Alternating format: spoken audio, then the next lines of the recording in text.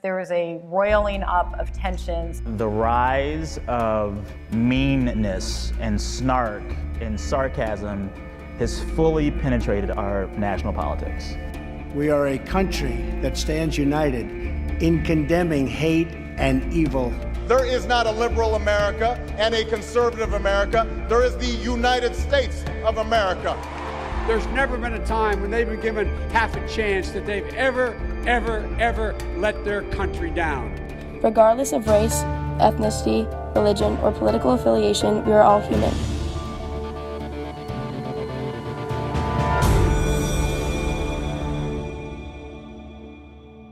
Good evening, everyone. Thank you for being here.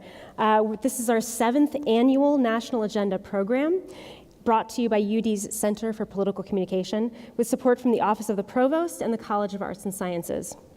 Tonight's event is also co-sponsored by the Department of Women and Gender Studies and supported by the Center for Political Communication. I'm Lindsay Hoffman. I'm the director of the National Agenda program in its 7th year, and I'm also the associate director of the Center for Political Communication. This year, we're delving into the many divides facing Americans in 2017. With nationally known speakers, including one former blue hen that you might have recognized in the opening credits, also a vice president of the United States, we're going to explore the many divides that exist in the nation now, including gender, geographic, religious, cultural, partisan divides.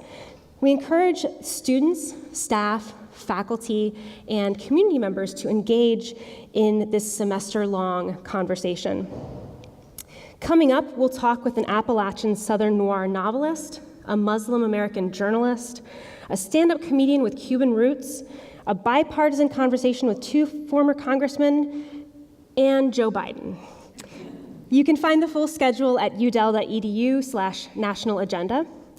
And if you appreciate these programs, please sign up for our email list to hear about more. It's out in the lobby as you leave. Also consider supporting the CPC so we can continue to provide you with such great high-quality programming like tonight. Just go to cpc.udel.edu/support. Tonight's event is free and open to the public, like all National Agenda events, to create a space for thoughtful dialogue. So I encourage audience participation, both from the audience here in Mitchell Hall and via Twitter. We are live streaming tonight as well. Just tweet at the account @UdelAgenda if you want to have your question in the discussion. But before we get started, I'd like to remind our audience that civil and respectful dialogue is vital to the success of National Agenda. While we may seem more divided than at any time in our memories, we are still bound together as Americans and as human beings. 2017 brings us into an era of incredible discord. Overt racism, violence, and the seeming inability to bridge our differences.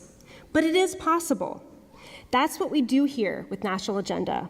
We demonstrate civil dialogue so that you can, too, bring that civility to your conversations. Our goal here is to tamper down the heat, to abate the anger, to recede from hate. Instead, we hope to inspire curiosity, create compassion, and offer real solutions for constructive communication. So let's all be candid, but also courteous of others' perspectives. And tonight's a little more interactive this year. We are, with audience Q&A, we'll be using a catch box, a microphone that you are literally going to toss back and forth to each other to ask your questions. So it'll be a little bit more lively. I'll ask you to stand when you ask your question into the microphone. We'll have 2 student assistants on either side of these aisles helping with that process. This year is also new for our Voices audio essay contest, which you might have seen in the credits.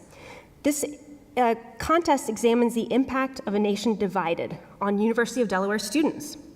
Do you think that America has become more polarized as UD students? Have you ever felt marginalized? How has that experience shaped your own life and those around you?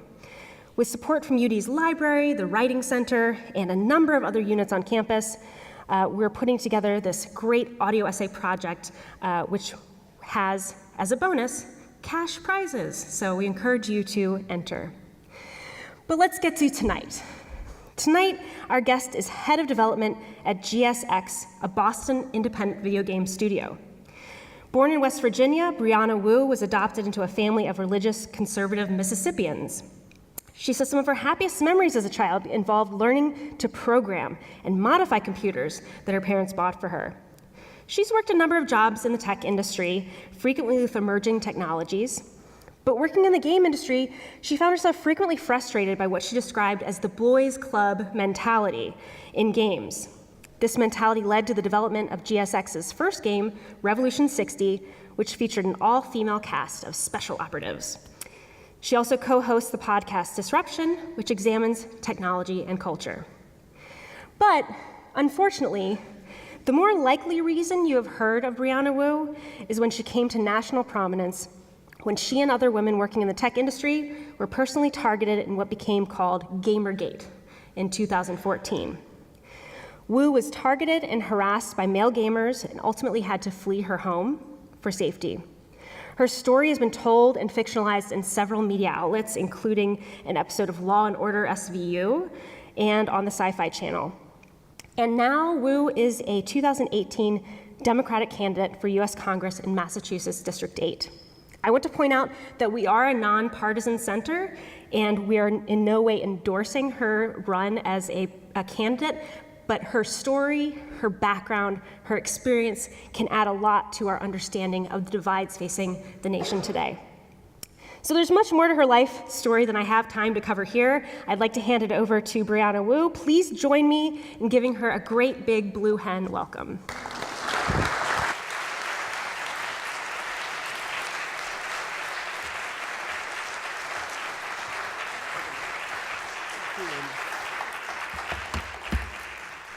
Oh my goodness, that is a very daunting opening. I will try to live up to high quality programming. I'll see what I can do. So let's see, go back a slide. So yes, my name is Brianna Wu. I am head of development at Giant Space Cat, and this year I am running for United States Congress. So thank you. So, keeping this nonpartisan, I think something, as I've been speaking to your students for most of today, I think I'm probably not the only person in this room that's looking at the shape America is in and is kind of asking themselves, what can I do to fix it? How can my voice be heard? What responsibility do I have? So what I want to do is I kind of want to take you through an abbreviated life story of what happened to me, tell you the condensed version of Gamergate, but in the wider sense, look at the political forces that are kind of driving our dialogue here, because I think it's really, really frightening what has happened. There we go. So, one of the things that's most interesting for me is, as recently as, a year and a half ago, I am spending my days as a software engineer. I'm wearing yoga pants and I've got the engineer's ponytail. And I'm spending all my day staring at a sheet of electrically excited plastic. It's very interesting to me because engineering is such a different profession than being a politician. And the truth is, I've worked my entire life to develop the kind of technical skills that have allowed me to, get funding and to lead an engineering team. That is a real challenge. So, how does somebody go from, being a game developer that rides a motorcycle and has neon red hair to kind of, trying to look presentable on, national television? So I want to tell you a little bit about my story.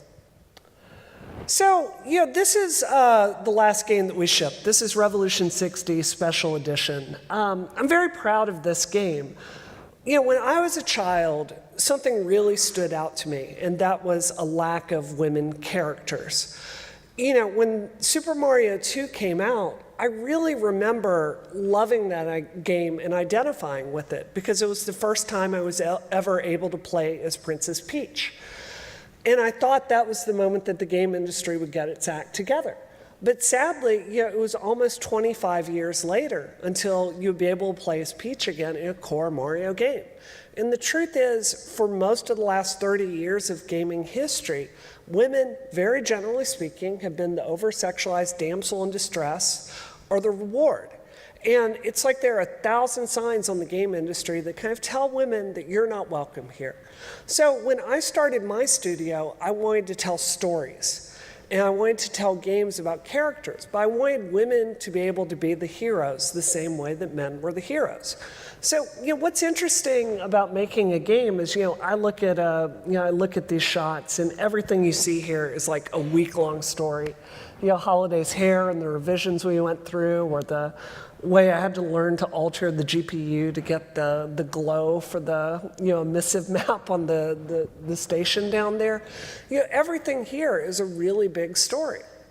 And I'm really proud of the work that I did at my studio.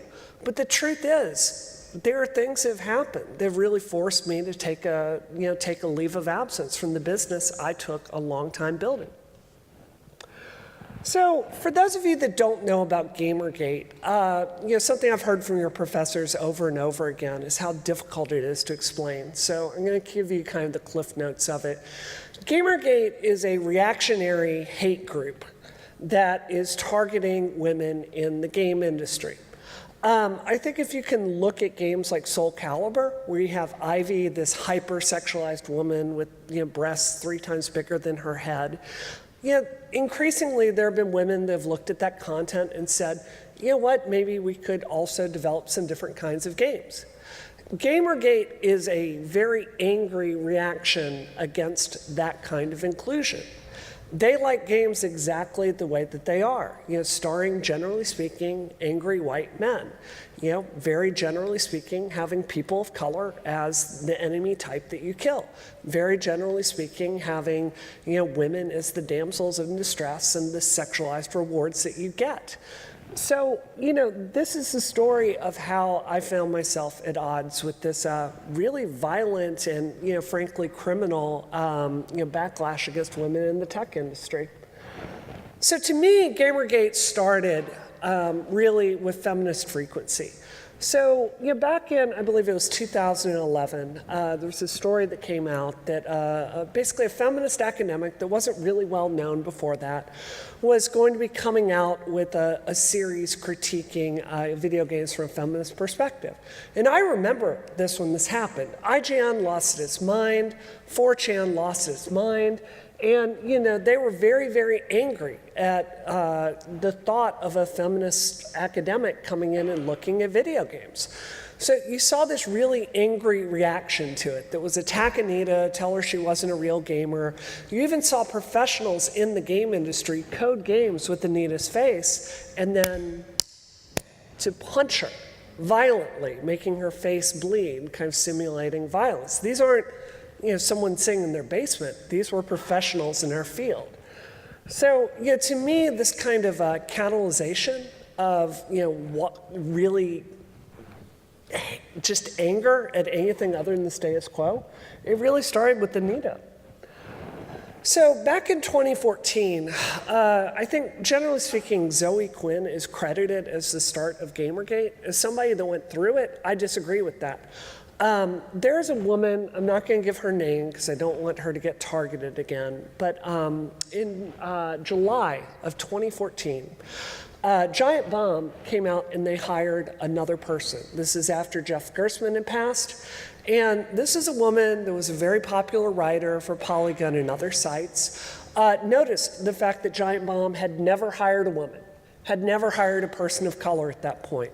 It was a site that had made the decision to only hire white, straight men. And lo and behold, they went through their newest search for a new employee, and lo and behold, they came up with another white, straight man. At this point, they're owned by CBS, so there's a really good argument about illegal hiring. So this is a woman critic that came forward and just sent out a rather anodyne tweet critiquing Giant Bomb for their hiring practices. And this is the first incident of what I'm going to call the playbook, the Gamergate Playbook. So the idea is you find a woman, and you controversialize her. You find something in her past to take out of context. You find something to attack her with. Maybe she's gay. Maybe she's a transgender woman. Maybe she's had a difficult divorce. Maybe she's fat. Maybe whatever. It doesn't matter. There's nothing they're not going to find to attack you with. And what they did to this woman is they went after her and went after her and went after her and sent her threats and said they were going to rape her and said they were going to murder her and tweeted her address and doxed her to the point that she just left the game industry and decided that it wasn't worth it. And I want to tell all of you, I have never been as angry in my entire life as I was when this happened. Because the men of Giant Bomb chose to say nothing when this was happening. They chose to do nothing when their audience was going after this woman. They didn't speak up. They could have used their privilege for good. Instead, they kept their mouth shut. And we lost a very important writer in our field. So what happened very shortly after that? This was August. This was right after we'd shipped the very first game from my studio, and I was on a very well-deserved vacation. We had the Zoe Quinn Incident. It's hard to talk about this without noting that everything that happened to her are just allegations from a former lover. And, if this had happened and the genders were switched, the woman making the allegation would just absolutely be dismissed. But what happened with Zoe is she's a Boston game developer, just like me, had run in a lot of the same professional circles. And she had a former lover of hers write a blog with a lot of really sordid allegations about her and her personal life. And this person said the outright mission was to destroy Zoe professionally, to silence her. And what we saw from that was even Adam Baldwin going through and attacking Zoe Quinn. Can you imagine what that must have been like to have the halfway talented dude from Firefly posting weird conspiracy videos about you on Twitter? It was very, very uncomfortable. I would call it the most sexist incident that ever happened in the video game industry. And again, this is a pattern. The same thing that happened in July happened again. Did the men in the video game industry speak up? There are a few articles about that, but no, they didn't. The game studios did not speak up. IGN did not cover it. GameSpot did not cover it. The men in our field were silent. So what happened is Gamergate found out they've got a really great formula for shutting up any woman they don't like. And they started using it on all kinds of different women in our field. Jen Frank, they bullied and harassed until she quit. I'll never forget her taking a video of her Twitter the night that they ran the playbook on her. It was just like her tweets coming in like this, with threats and insults and just the most vile stuff you can imagine. She ended up leaving. Lee Alexander ended up leaving. Catherine Cross has been subjected to just extreme things. She's still here. Maddie Bryce ended up leaving. And again, it's this playbook that they found of making the cost of any woman speaking up so high that it was easier for us just to be silent. I think this really speaks to what it was like immediately after this. This is a Facebook post from a well-known woman in the game industry. I'm not going to give her name here. We're not winning, and if we do win, it will be a Pyrrhic victory. And that was absolutely right. The truth is, Gamergate, which is a prototype of the alt-right, had found a formula that made it impossible for women to continue working in our field. So then they went after me. And I want to tell you guys my story and how it ties into running for Congress. So I had a show at the time. It was a podcast, I believe on 5x5 at that point, called Isometric. It was a video game podcast, not huge. I think we got 20, 30,000 listeners a week. And I had fans of my show that had looked at some of my tweets with Gamergate and had turned it into a meme. So they went on Meme Generator and made this, and I saw it, and I laughed, and I thought it was funny, and I sent this out in a tweet. You can see this, like, this is making fun of Gamergate, but this isn't exactly, cutting edge, brutal humor. Fighting an apocalyptic future where women are 8% of programmers and not 3%. So I sent that out, and I thought that was it. And what happened next was horrible. Immediately I saw my Twitter starting to go sideways. And I'd never been on 8chan before, but somebody sent me a link. And I started to look on there, and I saw them running the playbook on me. So what they were doing is they were going through my life and finding anything they could attack me with. They were finding my address. They were finding my phone numbers. They were going through my husband's life. They were going through the lives of his previous wife before we got married. And I knew that if I kept speaking up, the exact same thing that happened to Zoe Quinn and Anita Sarkeesian and all these other women was going to happen to me. So, before I received this tweet, I had put away my computer for 24 hours. I was really thinking. I was really doing some real soul searching. And, I asked my husband, I said, if I keep speaking up for women in the game industry, I want you to know the blowback is really going to be extreme. We're in their crosshairs now. And I said, are you willing to do that? And he said that he was. So I came back to my computer, and 24 hours later, I said, guess what, guys? I'm not going anywhere. Bring it on. And they did. So immediately after that, I started getting extremely terrifying specific death threats. This is the one that they made the Law and Order episode out of. Guess what? I now know where you live. You and Frank live at, and they posted my address. I've got a K-bar, and I'm coming to your house so I can shove it up your ugly feminist. I'm going to rape until you bleed, then choke you to death with your husband's. How's that for terrifying, you stuck-up? I'm sick of you. Your mutilated corpse will be on the front page of Jezebel tomorrow, and there isn't jack you can do about it. If you have any kids, they're going to die too. I don't give a. They'll grow up to be feminists anyway. I hope you enjoy your last moments alive on this earth. You did nothing worthwhile with your life. And this was the moment I fled my home. I had a really idealistic point of view at this point. I thought law enforcement would help me, so I called them, and I really was hoping they would find out who sent this, investigate it, and justice would be done. What I found immediately after this was a media firestorm that I was in the center of.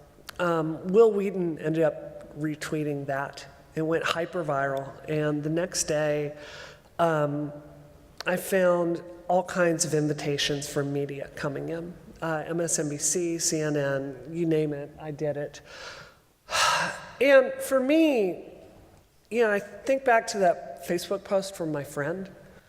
The message I wanted to get out there was letting the men in the game industry know that they were letting us down, that women in our field needed help, that law enforcement needed to do something.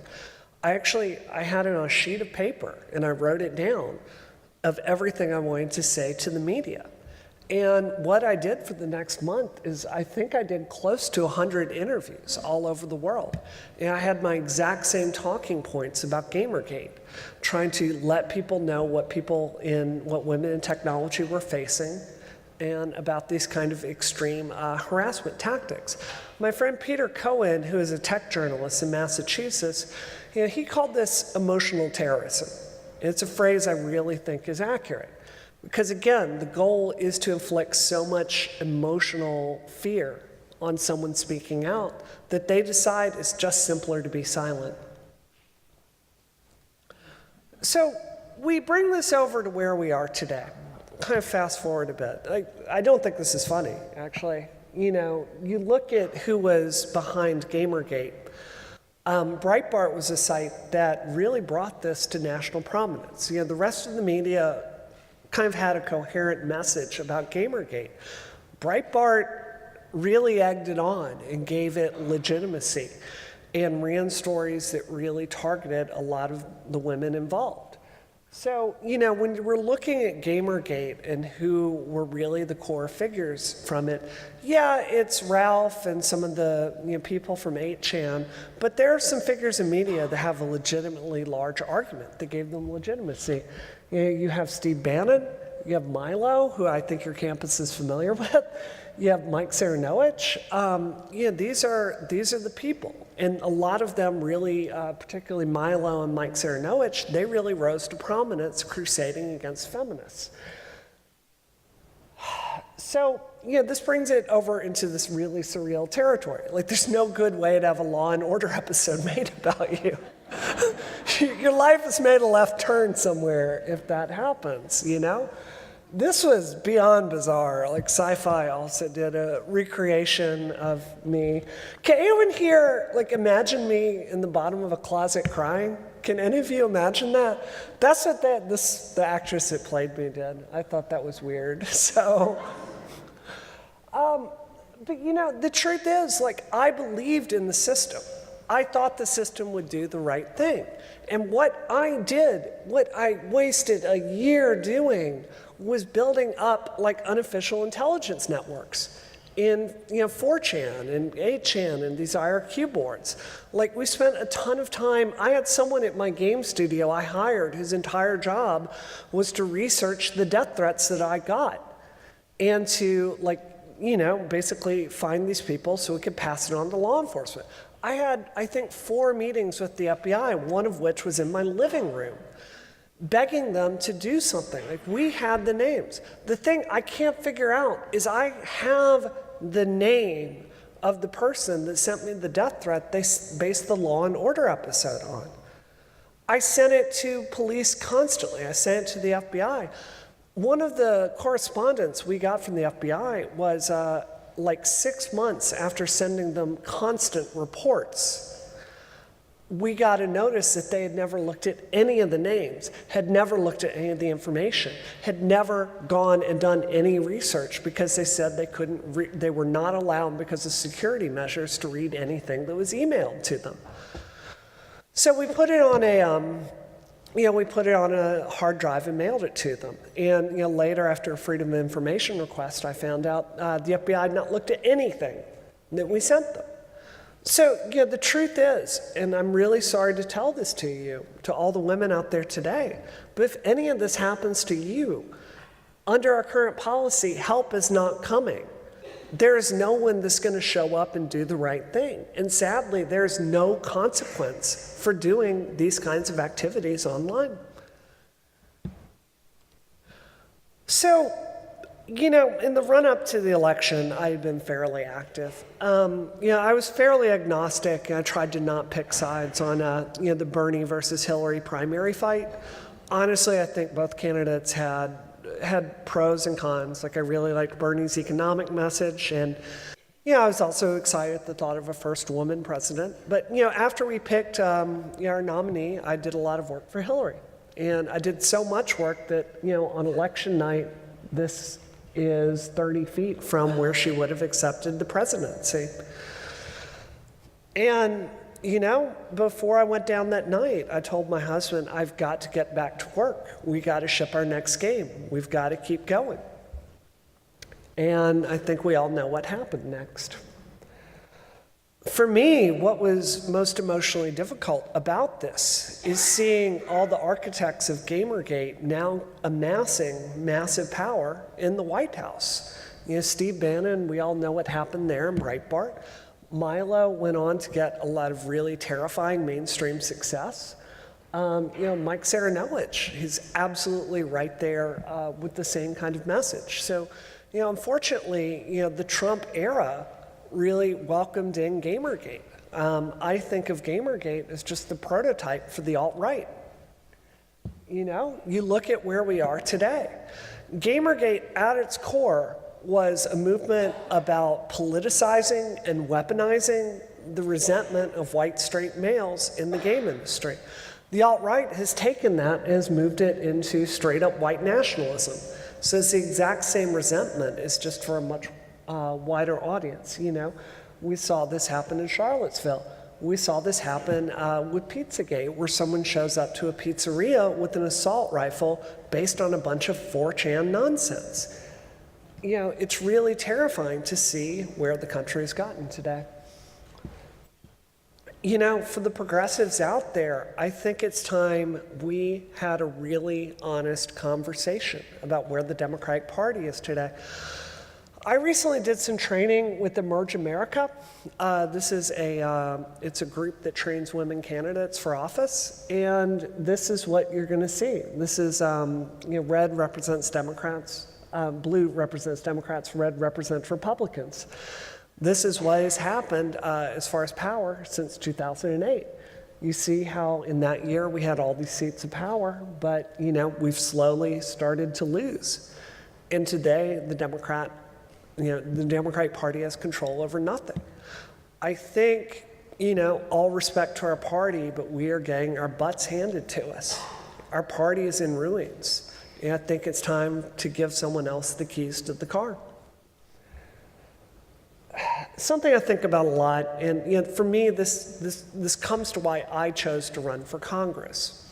In 1994, I was a sophomore in high school, and the Republicans took over Congress. And immediately after, we had this really aggressive shutdown of government, where checks weren't going out, mail wasn't operating, like offices all across the country were closed because they couldn't agree on a budget. And I remember at the moment thinking, my God, I've never seen government this divided, ever. I can't imagine anything this bad. But the truth is, that has just been the norm for over 20 years now. Another thing about that 1994 election, this is the moment that historians look and note that baby boomers took over Congress from the World War II generation. So when you look at who's in Congress today and the dysfunction, the truth is both parties are part of this gridlock that all started that year with kind of the boomer takeover of Congress. So for me, I think it's generational. Like, time moves on. I just turned 40 this year. For me, I think that it's time for a new generation of leaders to step up, to do the right thing, to get engaged in the process, to not be cynical, and to stand up and make our voice heard. Everything about the system is begging you to just tune out. Everything about the system is begging you to not care. Everything about the system is telling you that it's pointless. Because if you care, if you are out there acting, if you are out there engaging, then you have enough power to win. And in my opinion, in this age where Donald Trump is president, I think everybody has got to pick one of these three things and do them. You need to either run for office yourself, you need to either donate time for a candidate that's running, or you need to donate money for someone that's running. Pick one of these three very pragmatic things, because this status quo is going to really harm our country if it continues much longer. I also think it's really time that we addressed this split in our party. And part of why I've enjoyed this trip to this campus so much is talking to so many millennials. I want to be really honest with you as a Democrat. We have utterly failed in listening to you. We have utterly failed in taking you seriously. And I think a Democratic Party that treats you like a nuisance, I think a Democratic Party that just wants you to shut up, I think a Democratic Party that, thinks that you just need to grow up and come over to their point of view, I think that's a failure. So for me and my politics, as I'm moving forward and running for Congress, I am a feminist. And Hillary paved the way for me and many women of my generation. I know that, for me, many of you are too young to know this, but when she came forward and said, I'm not staying at home baking cookies and standing by my man, I'm going out and doing the profession that I sought and worked for before I met my husband. That's a very normal statement today. That was groundbreaking in the 90s, and she caught 7 levels of hell for that. I respect that legacy. I'm really tired of the way the Democratic Party papers over women's issues. But with Bernie Sanders, I personally feel that he has the only realistic path forward for the country. This economic system is rigged for the rest of us. The elections are rigged for the rich, and we've got to take a fundamental look at how we do these. So, for me, this is the exact same choice that I faced in Gamergate. For Gamergate, I could have kept my head down, I could have kept my mouth shut, and I could have enjoyed making games. But I couldn't, because I couldn't have lived with myself if I didn't. And in politics, it's the exact same thing. I am not sure if I'm going to win. I'm not sure where this is going to take me in 10 years. But I am absolutely sure that I cannot sit still in the Donald Trump era and continue to do nothing. So, awesome. I guess this is time for our questions then. So, yeah. I'm going to get the remote real quick.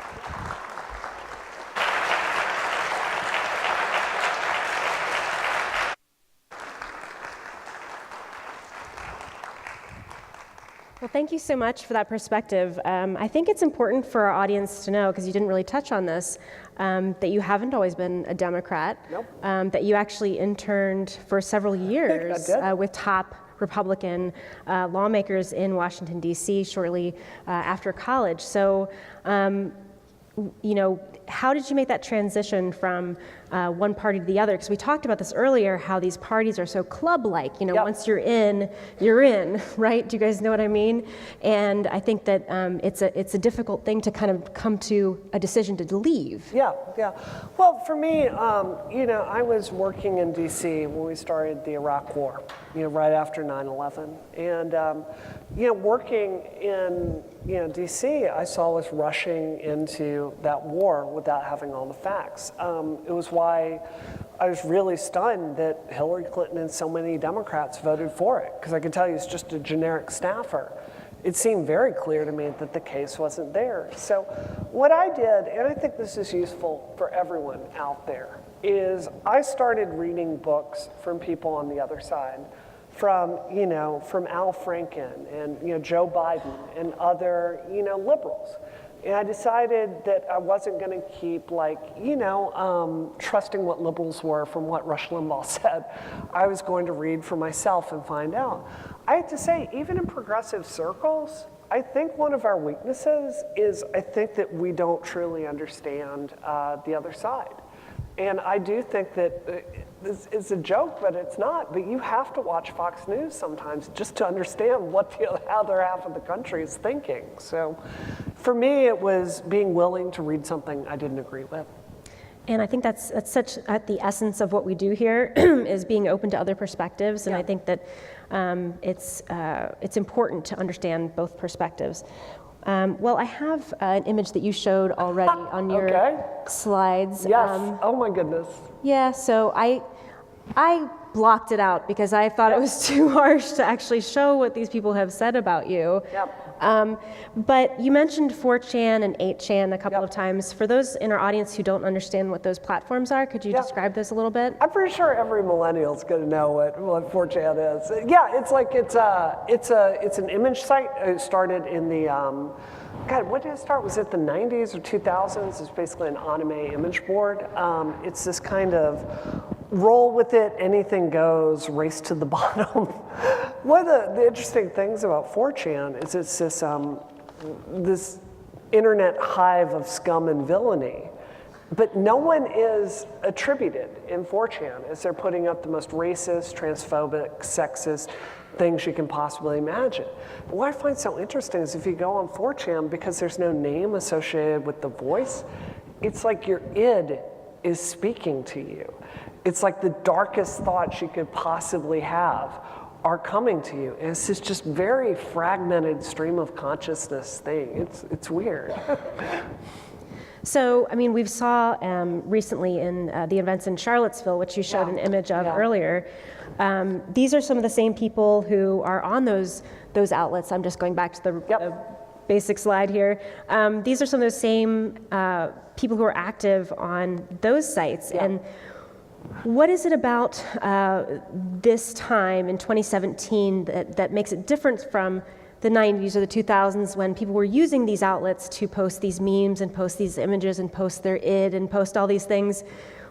What changed in 2017 that gave them a feeling of empowerment to go march literally with torches and Confederate flags? I mean, I think it's Trump being president. I mean, you know, in my opinion, this is a president that's really embraced white nationalism, that has, you know, campaigned explicitly on sexism and racism. There's not a polite way to talk about this, but, you know, I remember in 2013, you know, Twitter was really struggling with ISIS using Twitter to basically recruit and radicalize people. And Twitter stepped in at that point and shut down a bunch of recruits. And there's nothing magical about Americans where we are not susceptible to that same kind of radicalization. And I think, unfortunately, you are seeing 4chan and other sites like it, even Breitbart, becoming a force to radicalize, you know, young, white, straight men into this kind of extremist ideology. And I think, unfortunately, we saw it turn violent. Well, so I have a question from Twitter from Andrew. If you were able to have a conversation with Trump, what would you talk to him about? Oh, God. Wow, what would you talk to Trump about? I mean, I could talk to anyone. I actually love talking to Republicans. You do it on the campaign trail all the time. I don't know what, because he'd make it all about him instantly. I get a feeling it would just be like, yep, that hurricane is the biggest one ever. Like, I would try to find common ground. I would try to work with him. I just don't think he's an emotionally intelligent enough person to go anywhere, unfortunately. So, I mean, that begs the question that we heard earlier today as well, when you look at what's wrong with Congress, what's wrong with government, people are so dissatisfied with how things are going. How does running for office in that entity, how can you solve some of those problems? It's such a great question. So, do we have anyone in the audience today that's going to go to law school? Okay, I'm sorry for what I'm about to say.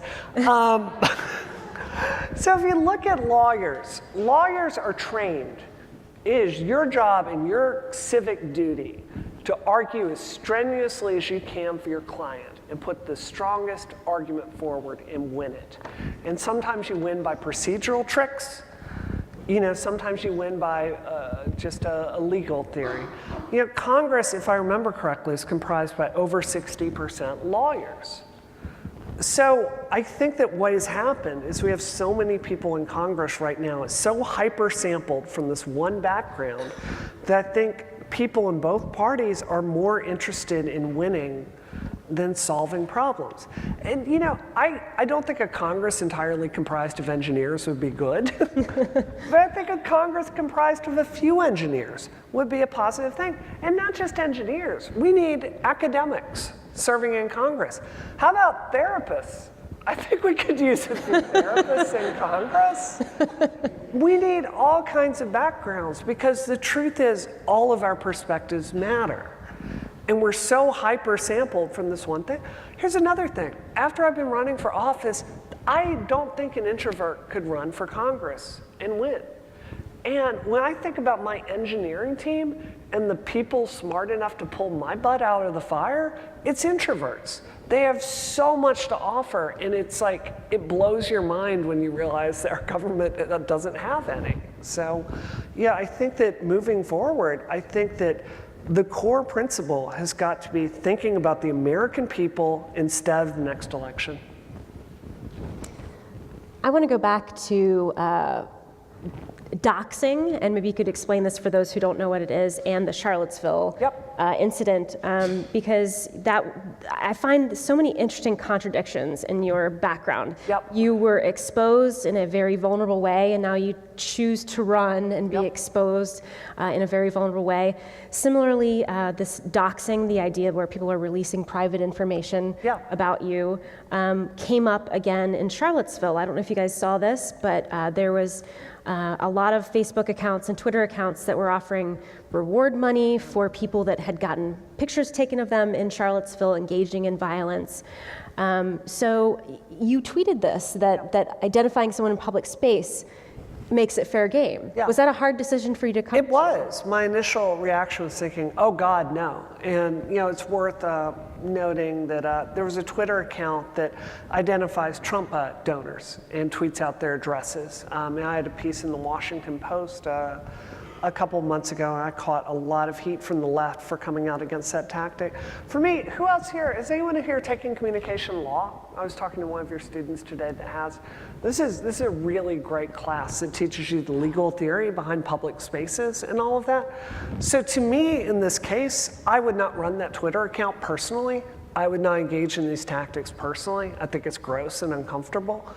But I do think if you're in a public space, doing a public demonstration, I think the legal threshold is you don't have a reasonable expectation of privacy there.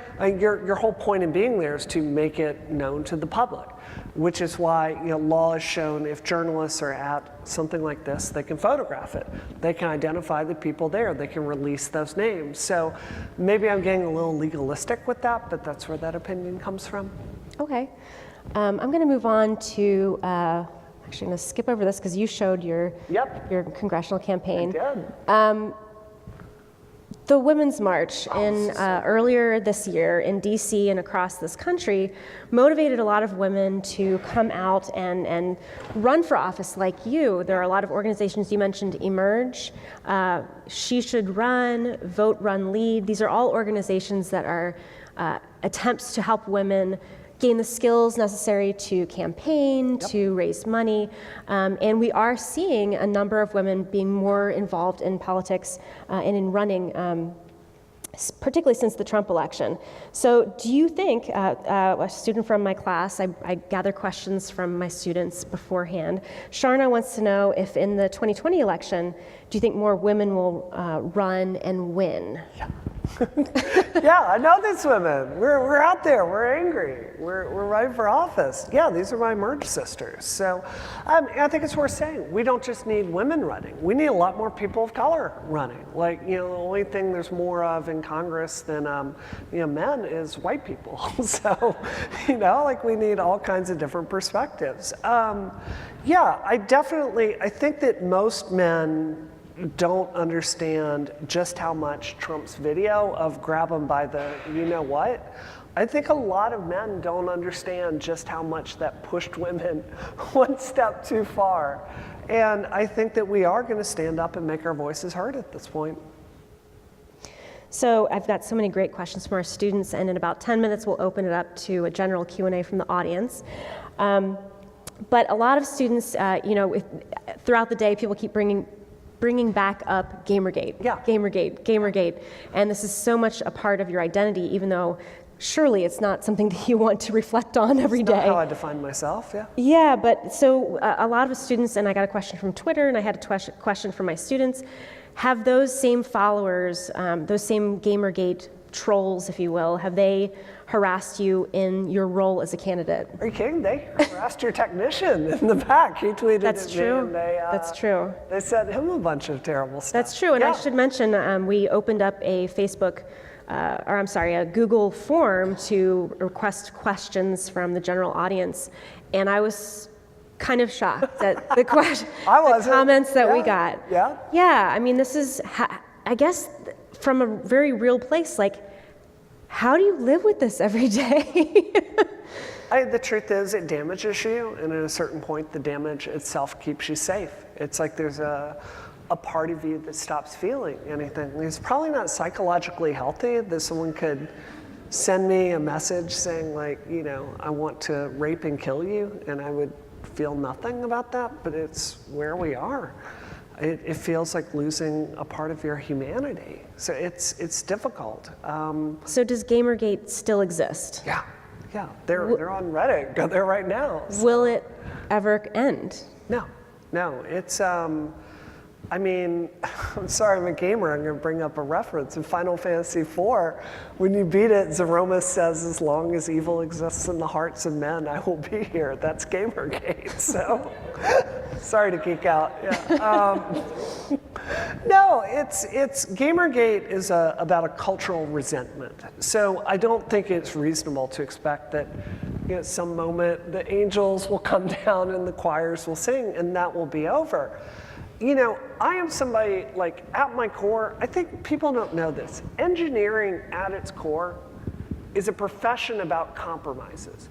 You know, next week, Apple's gonna come out with the new iPhone. And the engineers that made it had to pick between two things. It's like, well, we can make this thinner and lighter, or we can make the battery suck less. Those two things are mutually exclusive. No, I'm being serious here. So engineering, at its core, is a profession about, okay, are we gonna do this, and like what dirty cheat can we come up with to make it closer? So for me, you know, I'm generally willing to compromise with people. I'm very much a pragmatist. But I think when you're talking about white nationalism, I don't think there's a conversation that can be had at that point. I think the only answer is to amass more political power and to, you know, do the right thing, which is why, you know, I want direct action and I want to run for office myself. So another thing we've talked about throughout this day, which has been fascinating, is about laws being put in place to protect people from online harassment and from issues like this. And you struggled with this. You reached out to local police, you reached out to the FBI.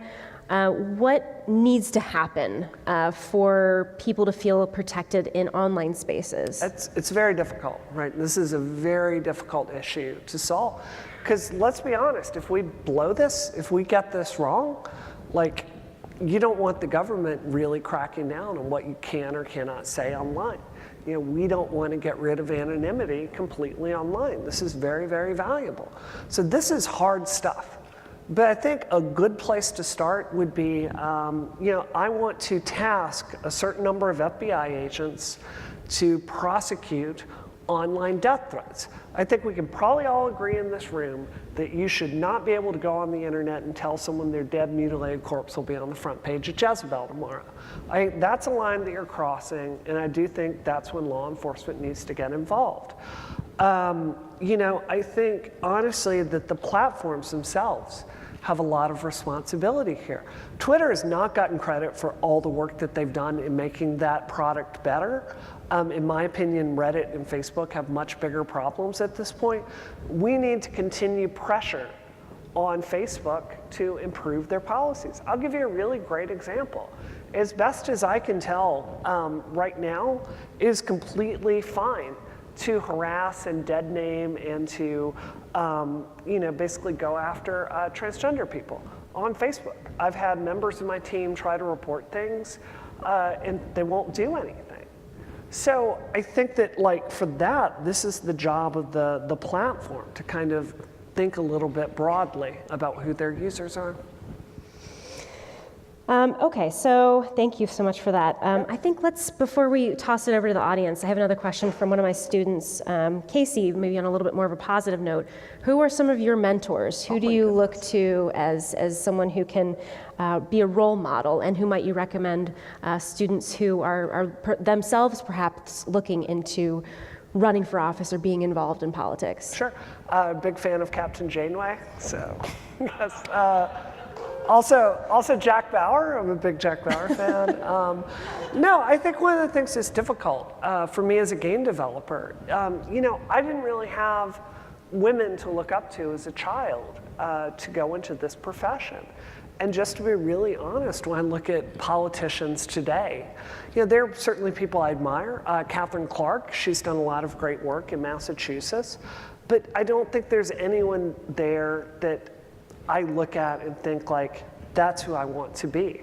You know, I think that, being honest, I see strength in people, and particularly I find strength from stories and media with people that look like me. But I don't believe in heroes, and maybe the reason is like when people come up to me and say like, "Oh, you're great, I love you," like I know how flawed a person I am, and it never feels true to me, so I try not to project that onto others, if that makes sense. That's interesting. Yeah. Well, I do have one final tweet that you posted. Okay.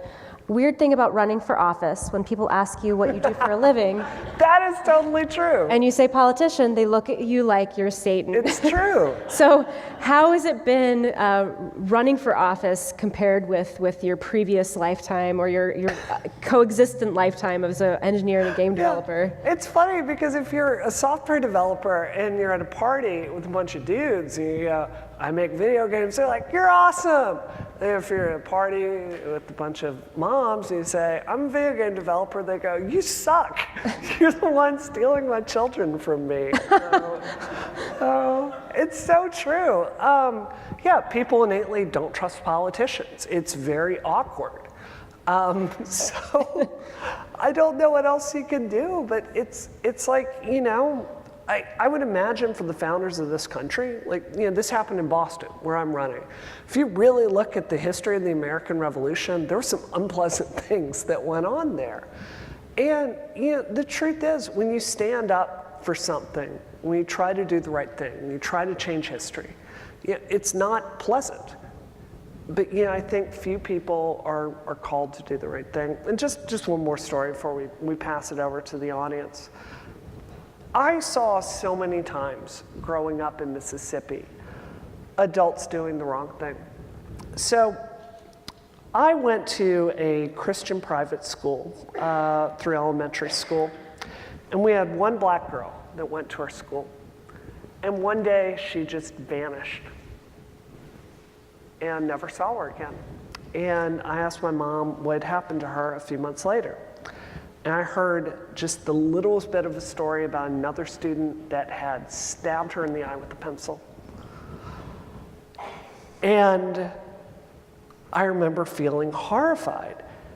And I asked my mom what was happening. Like, was the student expelled? What happened? And they just kind of chose to wash it under the rug, like the young girl, as I understand it, was able to see after that.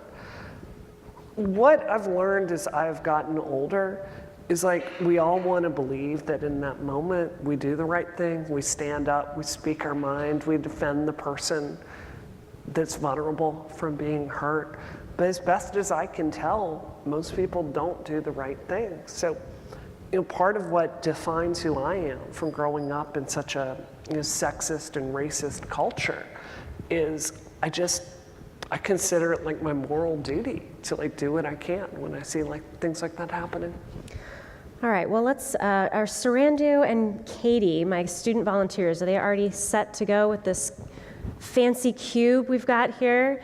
All right, let's get them set up in the aisles, but I think I want to ask one more question. Yes. Do you think we're at a pivotal point? Is 2017 a year that people will remember as a year of change? Yeah.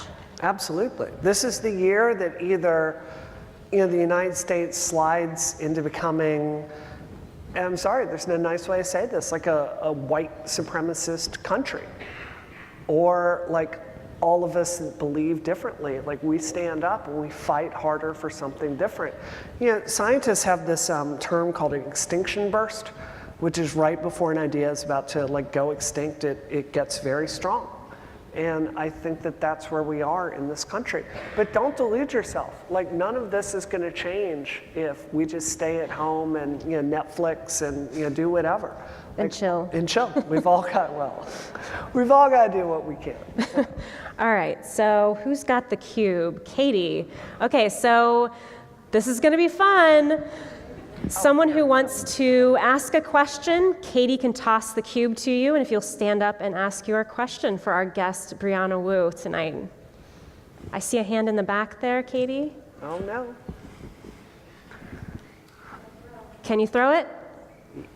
All right. At the beginning of tonight, we were told that this presentation was going to be nonpartisan. Throughout the presentation, you mentioned our party, we are losing, your campaign, among other partisan speech. And I'd like to know why this was done in spite of us being told it's going to be nonpartisan. Well, I'm speaking for myself. Okay, thank you. Great. Who's next? So you and I were almost on opposite sides of Gamergate. And Oh, really? I say almost because I was part of the movement, I was the part of the movement that really at the end of the day just wanted people to be able to write what they want and make what they want. I'm sorry, can you speak a little more clearly? I was the part of the movement that wanted people to be able to make what they want and write what they want, and Sure. just for me to be able to determine which Steam games were worth spending my money on. Okay. And for me at the time, I would have denounced the allegation that it was, this mob of violent criminals. Maybe not the same position looking back on it, but I think that story, the story of Gamergate, is part of a larger narrative. So if you look at things like third wave feminism, where you have a core of people who truly believe that women are equal to men and that we should build our societies on the basis of that idea, and the idea of... I need to say, this needs to be a question. There is a question. Okay. I'm just giving Yeah, it. just 'cause I think go it's, to the question, yeah. Thank you.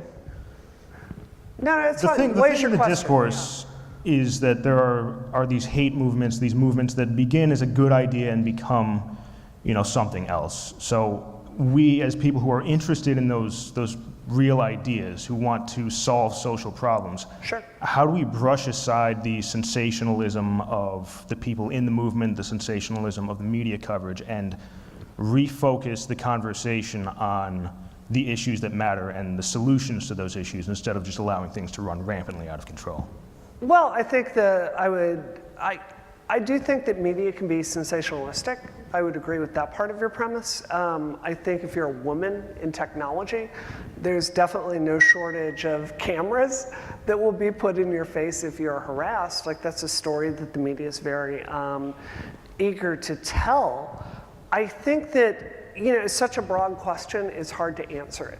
Like, so for me, I plan to go forward, and I do want to advocate for women in technology. You may not understand this because you don't have that lived experience, but I have to tell you, women in technology really, and in games, really face an uphill battle that I don't think you can begin to understand if you don't work there. So, for me, I'm going to advocate for those things in my friends that I see. So, thank you. Let's hear from a student. Another student? There's one over here, Katie? No. Or Sarandon, maybe that's easier to go toss over there. All right, throw it. Yeah. You got it. Hi. This is loud. There was an earlier tweet that you had up. After Gamergate, I am strongly against doxing, but identifying someone in a public space, making a public demonstration is fair game. And for me, living in Delaware with like the Beau Biden kind of policies on like cyber crimes and whatnot, where does public space end? Because I've learned as a kid growing up, not only similar to you in a Catholic background, adopted, et cetera, yeah. that these things, just because they're online by a person with cyber, keyboard courage, it doesn't end there. So where exactly do you say public, if you're against doxing, yeah. but you're okay with people being identified, by pictures, this, that, and the other, where does public space end and where does private space begin?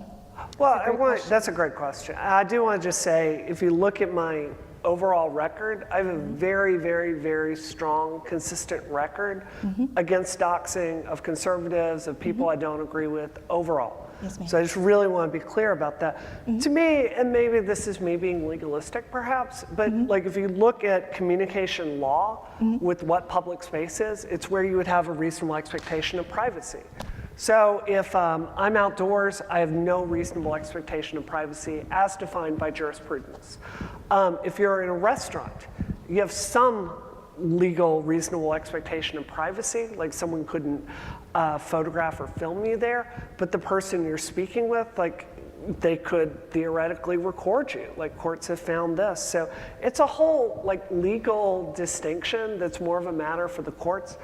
I would say overall my point was if you're outside at a public demonstration, meaning you've filed for a license, you've paid the fee, and you're out there to say to the public, this is what we believe, I don't find that to have a reasonable expectation of privacy personally. So. I think the question is great, though, because we were talking earlier about the enhancement of technology to the point where people are now putting chips in their hands that can scan them in to get vending machines into their office places. I mean, this isn't a problem that's going to go away. You know, we're going to continue to face what is private and what is public. Yeah. And I mean, I think we're going to have to continually reevaluate this. And the idea of thinking about communication law and policy is really important. That you guys are going to need to have a say in that and how it moves forward. I want to say one more really quick thing on this. One of the reasons it is so easy to dox someone today and to find out their address and all about their life is because of the financial motive for technology companies to collect as much information as possible and to sell it to anyone that will give them any amount of money for it. So for me, if I'm in Congress, one of the things I've talked to my friend Danielle Citron about is we need an omnibus privacy bill. So one of the laws I want to pass is, thank you, yeah. I like you, yeah. One of the laws I want to pass, it says if you sign up for X service, they can't just sell your information. You're making an agreement with them. And if they do store this information about you and they don't follow InfoSec procedures, if they don't salt and hash that, if they don't encrypt that data, if they don't follow these industry standard things, I think they should be liable for that. I think you should be able to sue them. So I think if we take some of the financial motive out of collecting everything about people as much as you can, I think that helps alleviate this issue somewhat. Okay, thanks. How about another question? All right, I think we might have to do a long toss. Yeah, you can do it. Can you do it? All right. Okay. Oh! Love it. So in both the video game industry and politics, the people who are already in power are all the same. They are white, straight, male. In all these industries, how do people who don't have the power, how are we supposed to get power? How are we supposed to get in? How are we supposed to fight when we don't have much to work with and there's a lot working against us? So, Lindsay, something you and I were talking about earlier were generational differences. Something I really believe, and something that's helped me so much throughout my career, is I really believe that women have got to be there for each other and elevate each other. This is my motto for 2017. We elevate each other, we support each other.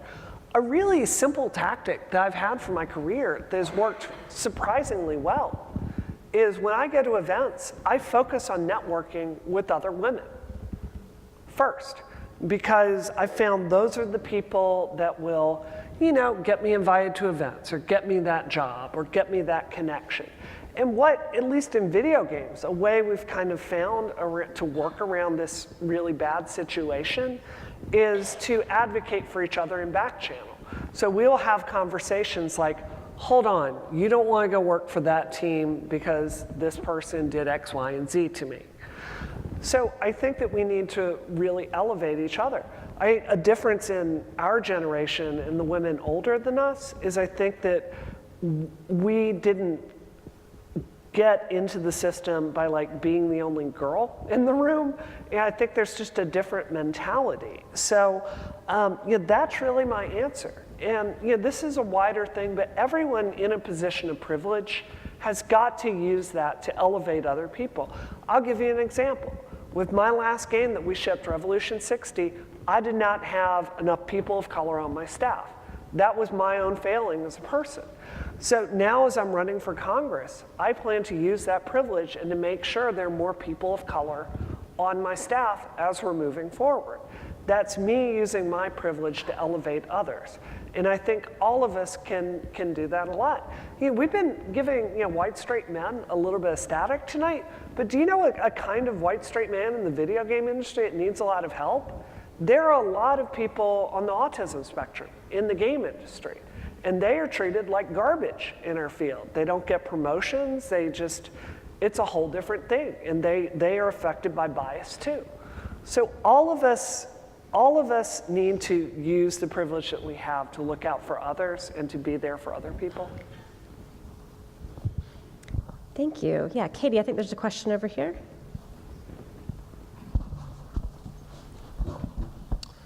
What would you say to women in the industry like Liz Finnegan and liberal women like Professor Christina Hoff Sommers who disagree with the false narrative that Gamergate was a harassment campaign and instead believe that it was about ethics in journalism and online censorship?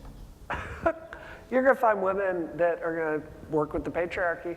It's very inevitable. You find it in politics. There are Republican women that defend Donald Trump, and it's not surprising.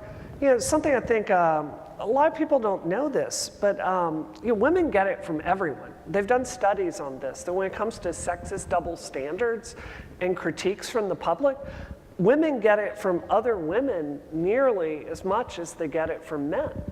So that doesn't surprise me at all. Thank you.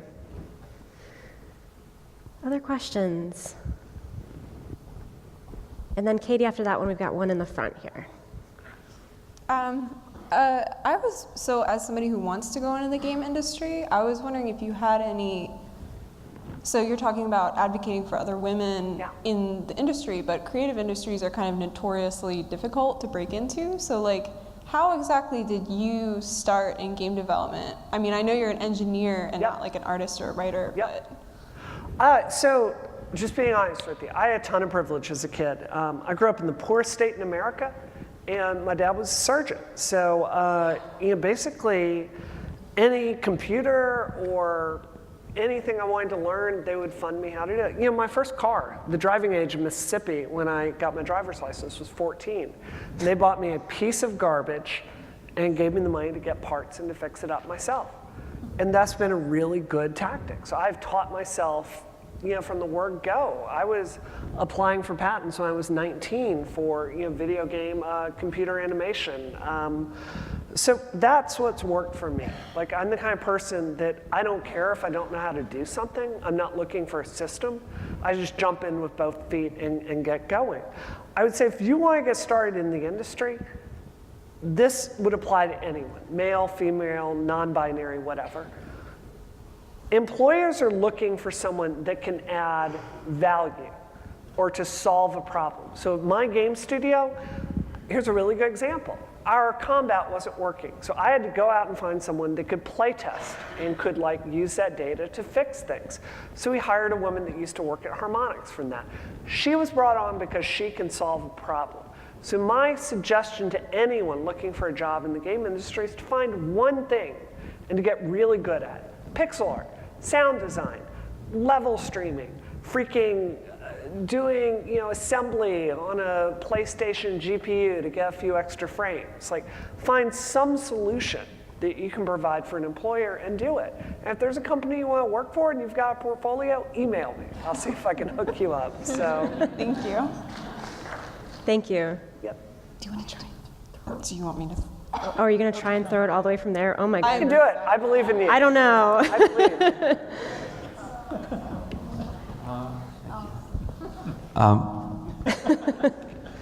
I have a two-part question, actually. Okay. That's cool. All right. So, one, first of all, it's kind of surreal seeing you here in person. I mean, I don't spend a lot of time on the internet, but I spend enough to sort of have heard your name and to sort of see you in person. It's like a reverse matrix. It's like the internet materializing. This is an achievable life objective. Yeah. Meet Brianna Wu. Yeah. I thought he was talking about me. Oh, okay. All right. So I guess my question is the Trump phenomena. So you have these sort of characters like Richard Spencer who will say things like, we memed Trump into existence, right? And I guess from your perspective as someone who's actually, from the strange land of the internet, how much do you think, like sort of the growing cancer and strange boards of the internet actually has to do with the election of Donald Trump versus just, I don't know, like the fact that we had a Democrat in office for 2 terms and, growing white worker anxiety and, other factors. Like how, does that make sense? Yeah, definitely. Second question I actually wanted to ask too is, a lot of the time I hear we talk about, how we're gonna, have a dialogue between the 2 parties. And I guess a place to start there is to find common ground. If you were to talk to someone who probably voted for Trump, and you can probably assume they have a certain grouping of, beliefs, what common ground do you think you could find with that person? Oh, a ton.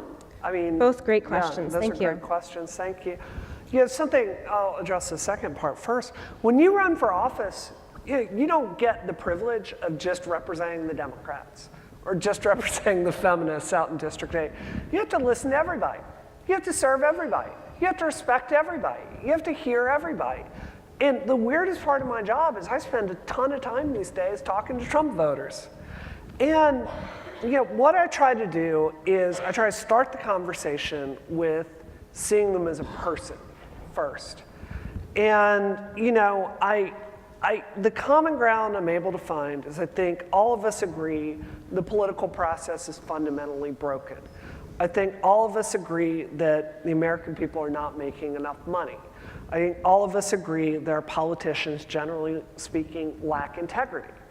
And I think that when you're kind of looking at this by a people-first perspective, I personally find it very easy to find common ground, partially because I spent 20 years of my life believing the same thing. As far as the first part of the question, I think Trump has modeled something extremely dangerous. He has come forward and he has really legitimized extreme sexism and racism in a way that terrifies me and a lot of other people. And I don't think it's just an internet phenomenon. I think he has legitimized it. And I don't worry about the people that are 50, 60 years old today. What really keeps me up at night is thinking about the kids, the 8-year-olds that are out there watching this, seeing him treat women this way, seeing him treat black people this way, and really wondering what it's going to be like for our country in a generation. It terrifies me. Well, I think it's worth pointing out too that Trump, how many people is he following? I think he's following only a few accounts. He's not utilizing the platform to engage in a dialogue per se, but he's using it to present his viewpoints. So I think it's complicated. So I should preface this, I study the intersection of technology and politics. So, but I think that what you're pointing out is that, the online space is a space where these things can flourish. But I don't think they have to. I think that we can utilize those spaces for alternative dialogues that are more civil. And again, that's what we're trying to do here is just create, how can we have conversations about things that are difficult to talk about? And there is a lot of hatred, there's a lot of divides, but how can we use spaces like this as well as online spaces to really kind of at least, if not agree, we're never going to totally agree with each other, but if we can at least respect each other's opinions and listen and try and be curious about others' perspectives. So thank you for giving us that opportunity. I think there's one more question over here. Just a question about politics. So it's the 2018 elections that you're running in, and those are midterms where you can expect about 35% of the electorate to turn out and actually vote. That's a great news for me. In 1994 it was the same thing, contract with America. In 2010 it was the same kind of thing with the Tea Party movement. What evidence do you have that Democrats are actually going to respond by turning out in greater numbers in a midterm? Because it seems to be Republicans who are more motivated in these elections. For me, this is great news according to my political analysts. So you figure, and forgive me because I'm trying to remember these numbers off the top of my head, but I think it's 135,000 people voted in the last election for District 8. So, okay, this is, it's presidential year. A lot of people coming out for that, right? So you go, okay, it's an off year. How many people are going to show up for an off year election to show up for that? Well, the numbers show, like you said, it's about 35%, right? So then you chop it down a little finer. You go, well, this isn't even the election. It's the primary before the election of somebody that's never faced, has rarely faced a challenger, right? So then it's just a contest of wills. It's like, how many hands can I get out there in my district and shake? Can I shake 20,000 hands? I think I've shaken I've met like 1,000 people today. I can go out and shake 30,000 hands in 2 years and talk to people one-on-one and get them excited. Lynch is gonna have the Democratic Party machine behind him. They love the status quo. This is, it's a complete mistake to pretend like the Republicans are our problem. The Democratic Party is a mess. And as I've started working with them, I really understand why we lose so often. It is really terrifying, some of the stuff I see. So, for me, I'm going up against somebody that's got the political machine of Boston behind him. But what I see when I talk to people is they are absolutely sick of what's going on. Right or left, the one theme is unmitigated anger at Congress. And I think that's going to play in my favor. So my job is, if I win, to be less of a jerk store than the people that were there before me. So this brings up a question that comes up perennially when we face these very divided government, sides of government. Is there ever going to be a viable third party in this country? I'd love it if we could. I think, if you look at other countries, the lesson they learned from our democracy is don't have a two-party system. Don't do a first past the post system. I think it would be great if we could, because right now, we just root for two sides like a football team, and I think it's very destructive. I don't know how you do that realistically without fundamentally changing elections in the United States. And you know what? If I end up winning and someone puts that bill on my desk, you better believe I'd sign it, because I think it'd be good for the country. All right, we've got time for one more question. Katie, there's one right here. I don't know if you can toss it all the way over there. You could pass it down. Throw it. Yeah! Okay, so kind of going back to the question earlier about finding common ground with people who don't agree with you, I agree that conversations are very important. Yeah. And a lot of times when I try to talk to people my own age who disagree with me, it's easy and they're open to conversation and we end up finding that common ground. But I have a very different political view from my parents, and a lot of times trying to talk as a college-age person to someone like my parents or my parents, their generation, it's harder to talk to. They're not open to having those conversations. They'll say things like, oh, when you're my age, you'll agree with me. Yeah. And Roan. I was wondering if you had any advice on how to start conversations with people who aren't open to it. It's hard. I would say this. I turned 40 this year, and it's easier for me to understand now how people stop learning, or just kind of decide they figured things out and just stop listening to new ideas. I think that a real challenge for everyone in this room is, as you get older, do continue learning new things, continue hearing new perspectives. Continue learning new skills. I would say psychologically, sometimes there's no point. Sometimes you just can't, it's just gonna end in an argument. So I think there's not really a fast rule here, it's difficult. I think that we have to keep trying, and I think overall something that we need is more respect for each other.